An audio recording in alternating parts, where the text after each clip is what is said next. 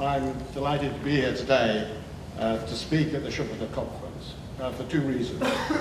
Firstly, because as you will see, my own thinking has been greatly influenced by the work of Joseph Schumpeter and by many of the distinguished economists here in the audience today. And secondly, I'm extremely pleased to be making a speech here in Seoul, as I'm full of admiration for what South Korea has achieved economically, and because South Korea is a perfect example of many of the things I'm going to say about economic growth today.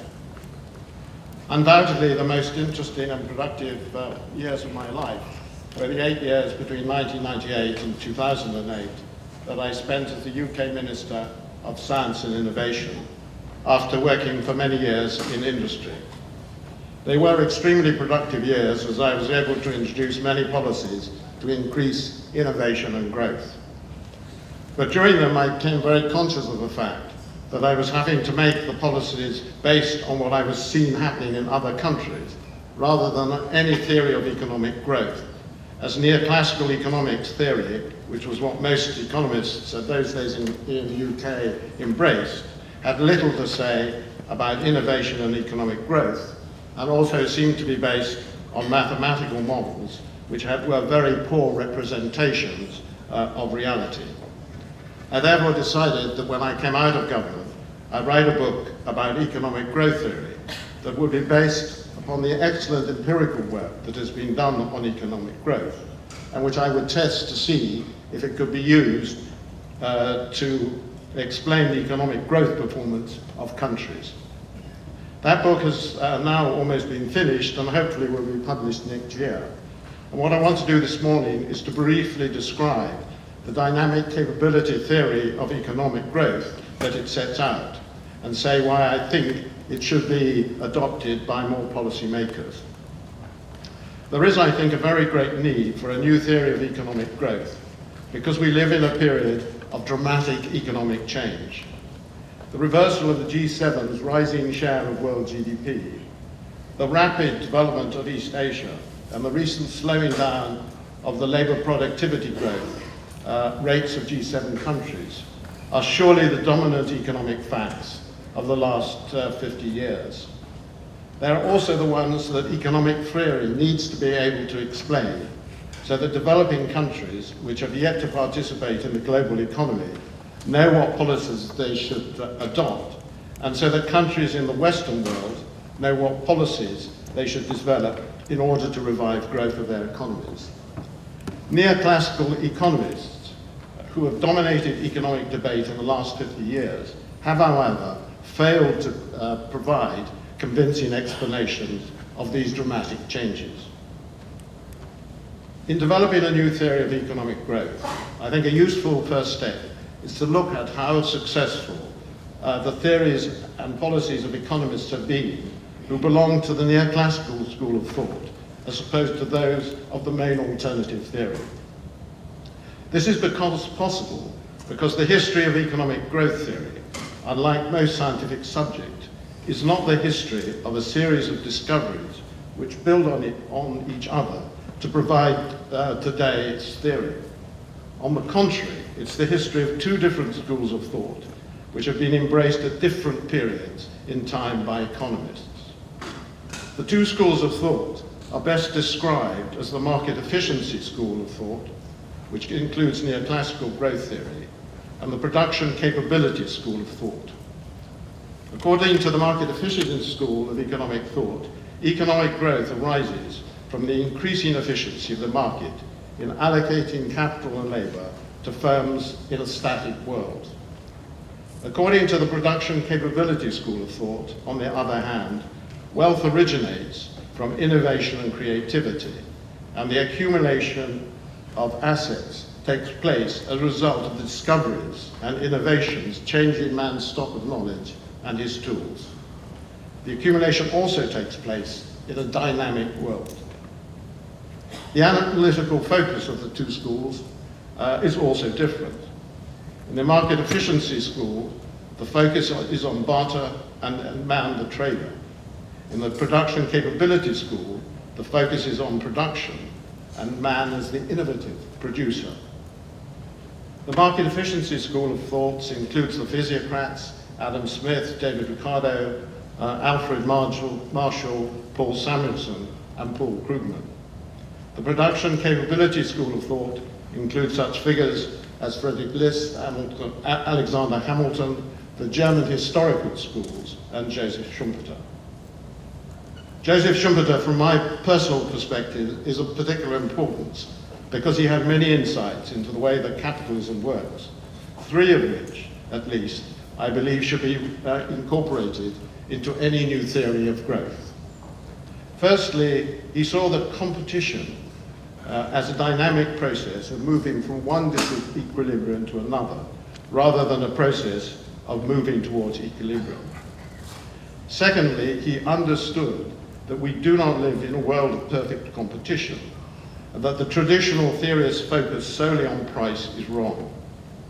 As he said, in the capital reality, as distinguished from the textbook picture, it's not price competition which counts, but the competition from the new commodity, the new technology, the new source of supply, the new type of organization, the largest scale of control, for instance.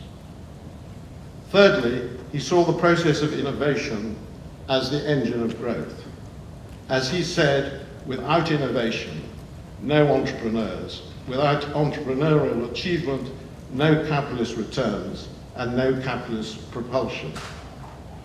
Having spent 35 years of my life in industry, I recognize these three insights as an accurate representation of the world I've lived in, and I've incorporated all of them into my theory. If we now look at how successful the two schools of thought have been in guiding economic policymaking over the centuries, two historical facts emerge clearly. Firstly, since the 1400s, only policymakers who've adhered to the production capability school of thought have been able to take their country from poverty through to wealth. For over 100 years, New England has been a strong champion of a market efficiency theory of economic growth. But if you go back in history, as far as 1485, when we were urgently trying to build up the wealth of our country, King Henry VII adopted the first person who adopted an industrial strategy. And his was a production capability theory of economic growth. And in that he started to give preferential treatment to the manufacture of woolen cloth.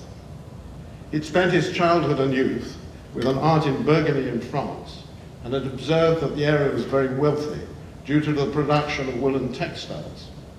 He also observed that the wool and the materials used to clean it were both imported from England. When later he took over his destitute realm, he decided on a policy of making England into a textile-producing nation rather than an exporter of raw materials, a policy which turned out to be highly successful, increasing the wealth of the country. We turn now to the Scandinavian countries, which are today so dependent on free trade due to their small home markets. We find they also followed a production capability theory for centuries, and at different points, they were ready to compete globally. The United States did the same thing after independence, and then in the 1820s, in a more aggressive way. And the success of East Asian countries in recent years is clearly due to the fact that they've adopted production capability strategies. The second historical fact, which is rather embarrassing for countries like England and the United States, which emerges clearly, is that once countries have achieved a world leadership role technologically, they tend to switch from a production capability type of theory to a market efficiency type of theory, as England did in the 18th century and the United States did in the mid-20th century. The reason why they changed was, of course, predicted by Friedrich List, the German economist, when he wrote, "It is a very common device that when someone has attained the summit of greatness, he kicks away the ladder by which he has climbed up in order to deprive others of the means of climbing up after him." In the light of this reading of economic history, it will not surprise you to learn that the theory of economic growth put forward in my book is a production capability one. A nation's standard of living in the long term depends on the ability of its firms to attain a high and rising level of value added per person in the industries in which they compete. A high level of value added per person is the basis of a nation's standard of living because it determines the wages and salaries of firms' employees and the returns given to the firm's shareholders. How then are firms in a country able to achieve higher value added per person?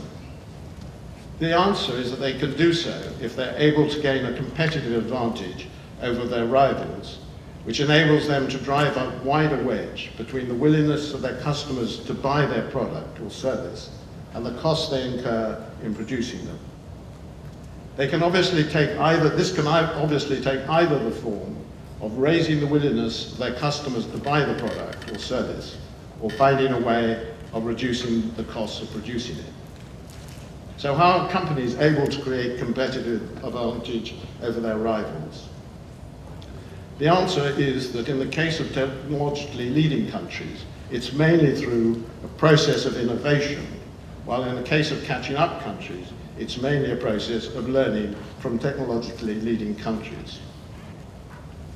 I think at this point in the argument, it's important to say that innovation as a process should not be seen as neoclassical economists see it, as a simple process of adding technology to capital and labor, but as a capability market opportunity dynamic.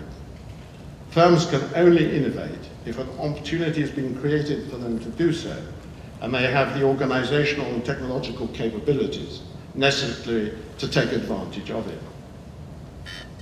As well as understanding the competitive advantage of firms is based on a capability market opportunity dynamic, I think it's also important to understand that the windows of opportunity for innovation and the capabilities of firms necessary to take advantage of them are, at any one time, unevenly distributed among sectors and regions.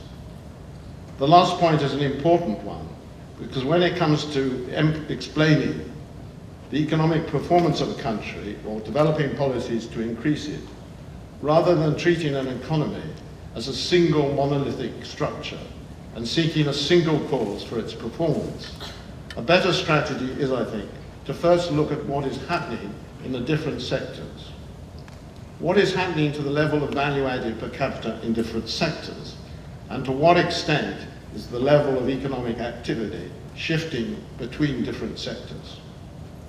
If we want to know why some countries grow faster than others, it's also important to understand that there is a world ladder of economic development, the rungs of which represent different types of industry and increasing degrees of difficulty, and which countries have to climb in order to increase their value added per person. No developing country tries to start growing by creating a high value added per capita pharmaceutical industry, which is extremely difficult to do, and no country has ever achieved a high GDP per capita by creating a cheap garment industry, which is very easy to do. I should say that in developing this part of my argument, I've made great use of the brilliant work done in this area of research by Cesar Hidalgo and Ricardo Hausmann.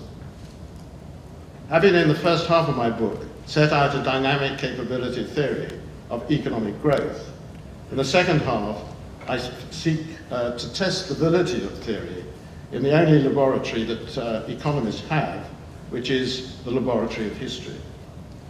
In a famous article in 1986, the eminent economist Moses of Abramovich looked at the different growth dynamics of countries, catching up, forging ahead, and falling behind.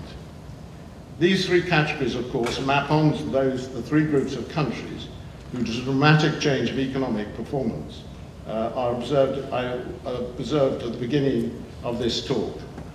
The forging ahead of G7 countries between 1820 and 1990, the rapid catching up of a group of developing countries over the last 25 years, and the falling behind of the G7 countries over the same period. In the second half of my book, I therefore seek to show that in each of these situations, the capability market opportunity dynamic can be used as a concept to explain the performance of countries and that therefore the theory has some scientific validity. In the case of countries forging ahead, I look at 4 cases where in the last 250 years, a country has forged ahead of the competition in an industry to become a world leader.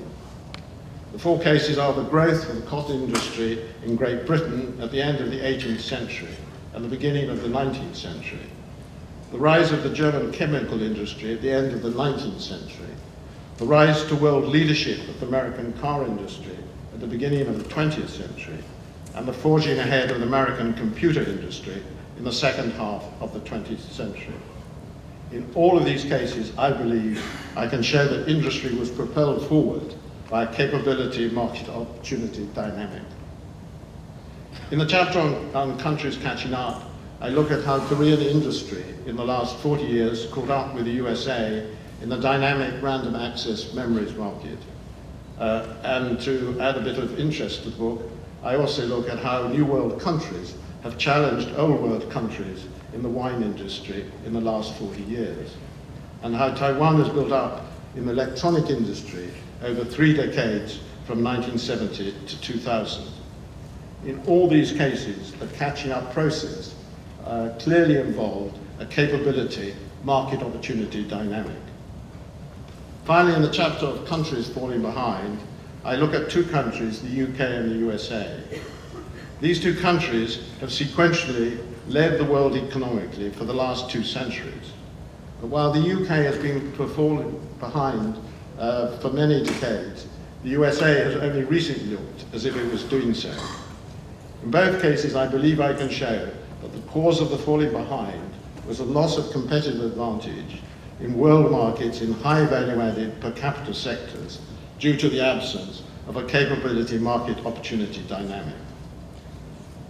I also, in the second half of my book, look at the policies that governments can adopt in these areas to increase the rate of innovation and economic growth in that country. The 3 areas are corporate governance, education and training, education and training, and innovation policy. While I was UK Minister for Science and Innovation, I thought I was taking a bold step in persuading my fellow ministers to develop an innovation policy and to create a new agency, which is now called Innovate UK, to support innovation. But later I found out that many countries had or were in the process of creating innovation strategies and were establishing new innovation agencies. By 2012, in fact, some 36 countries had created formal national innovation strategies, and at least 24 had established national innovation agencies. A few of these agencies have been created some time before, such as the Finnish innovation agency TECES, which was set up in 1983, and the Taiwanese agency, the Industrial Technology Research Institute, which was set up in 1973. But most of the new agencies have been set up more recently. There is also now some very good research which correlates changes in countries' national innovation policies with their innovation productivity performance over recent decades. But none of these developments seem to have been taken on board by a neoclassical economic growth theory, which I think is one more reason why a new theory of economic growth is needed. I hope that you feel that the dynamic capability theory of economic growth that I've put forward today makes a useful contribution to the debate about economic growth, as I believe that the debate has suffered from the lack of a credible alternative to neoclassical economic growth theory. As I said at the beginning of the talk, at a moment of dramatic economic change, it's more important than ever that we have a theory of economic growth which explains what is happening in the world economy and which provides economic policymakers with ideas about how they can improve the economic performance of their countries. Thank you very much.